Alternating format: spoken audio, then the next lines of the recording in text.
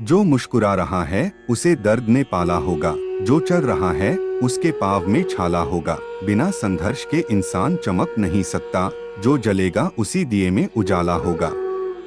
क्यों बचे संघर्ष से? संघर्ष ही तो जीवन की आत्मा है। जितना कठिन संघर्ष होगा उतनी ही शानदार जीत होगी। एक बार एक किसान भगवान से बहुत ही नाराज हो गया। किसान बहुत मेहनती था, बहुत मेहनत से वह खेतों में अनाज उगाता, उसकी देखभाल करता, पर अक्सर उसकी फसल खराब हो जाती। कभी सूखा पड़ जाता, कभी बाढ़ आ जाती, कभी तेज धूप, कभी आंधी, कोई न कोई कारण बन ही जाता, उसकी फसल खराब हो जाती। एक दिन वह किसान गुस्से में आसमान की ओर देखकर भगवान से कहा, हे ईश्वर, आपको लोग सर्वज्ञता मानते हैं कि आप सब जानते हैं। कहते हैं कि आपके इच्छा के बिना एक भी पत्ता नहीं हिलता, पर मुझे तो लगता है कि आप छोटी सी छोटी बात भी नहीं जानते। आपको तो ये भी नहीं पता कि खेतीबाड़ी कैसे करते हैं। अगर आप जानते होते तो हर समय जो बाढ़, आंधी और तूफान आते हैं वो कभी नहीं आते। आप नहीं जानते कि कितना नुकसान उठाना पड़ता है हम किसानों को। यदि आप मेरे हाथ में यह शक्ति दे देते कि जैसा मैं चाहूं वैसा मैं मौसम कर दूं, फिर आप देखना मैं अन्न के भंडार लगा दूंगा। भगवान इस किसान के तीखे वाक्य सुनकर मुस्कुरा रहे थे और वह किसान के सामने प्रकट होकर बोले, मैं आज से तुझे यह शक्ति देता हूं। तुम अपनी खेतों पर तुम्हारी जैसी इच्छा तुम वैसा मौसम कर दोगे, मैं बिल्कुल भी दखल नहीं दूंगा। तुम्हारी इच्छा से सब कुछ होगा। किसान बहुत खुश हो गया। किसान ने गेहूं की फसल अपनी खेतों में बोई। जब उसे लगा कि खेतों को धूप चाहिए तो खेतों को धूप मिले, जब पानी बरसना चाहिए तभी पानी बरसा, आंधी, तूफान, बाढ़, कुछ भी उसने अपने खेतों पर आने नहीं दिया। किसान के खेत में इस वर्ष ऐसी फसल हुई जैसी कभी नहीं हुई थी। हरी भरी लहलहाती फसल देखकर मन किसान बहुत खुश हो गया और सोचने लगा, अब सबूत के साथ दिखाऊंगा भगवान को। इसे कहते हैं शक्ति का सही उपयोग। मेरी सफलता देखकर उन्हें अपनी नियम जरूर बदलने पड़ेंगे। कुछ दिन गुजरे, फसल कटने को तैयार हो गए। किसान बहुत उत्सुकता के साथ फसल को काटने लगा, पर जैसे ही उसकी नजर गेहूं की बालियों पर पड़ा तो उसने अपना सिर पीट लिया और वह रोने चिल्लाने लगा। गेहूं की एक भी बाली के अंदर गेहूं का दाना नहीं था। सारी बालियां अंदर से खाली थी।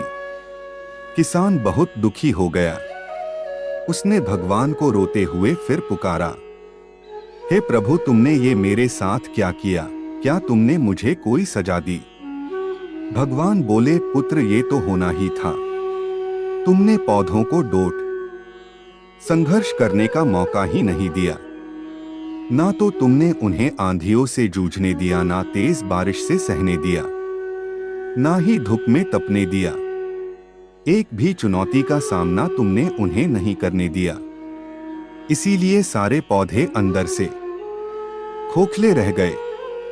जब आंधी, तूफान, तेज बारिश और धूप पड़ती है तभी ये पौधा अपने अस्तित्व को बचाने के लिए संघर्ष करते हैं। इसी संघर्ष से एक बल पैदा होता है जिसमें शक्ति होती है, ऊर्जा होती है।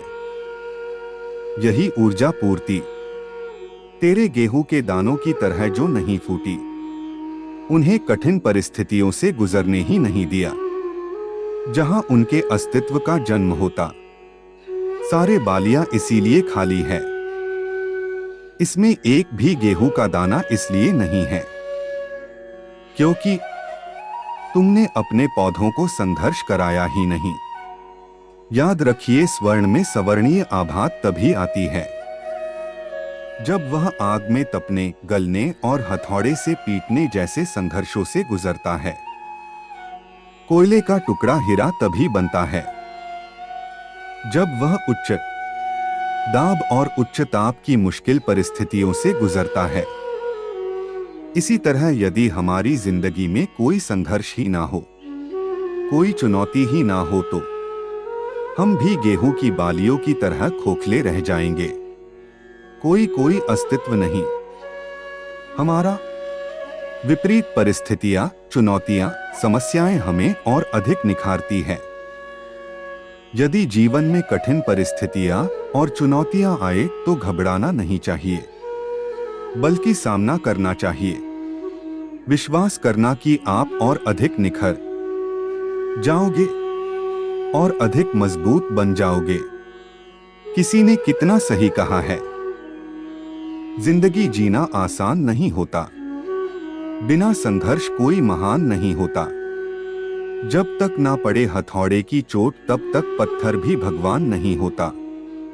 तो सज्जनों, इस कहानी को आप तक पहुंचने का यह उद्देश्य है कि आप अपने कर्म करें, दुख दर्द सहे, फल की प्राप्ति अवश्य होगी। अगर ये कहानी अच्छी लगी हो तो कमेंट में बताएं, वीडियो को लाइक करें और चैनल को सपोर्ट करें। धन्यवाद।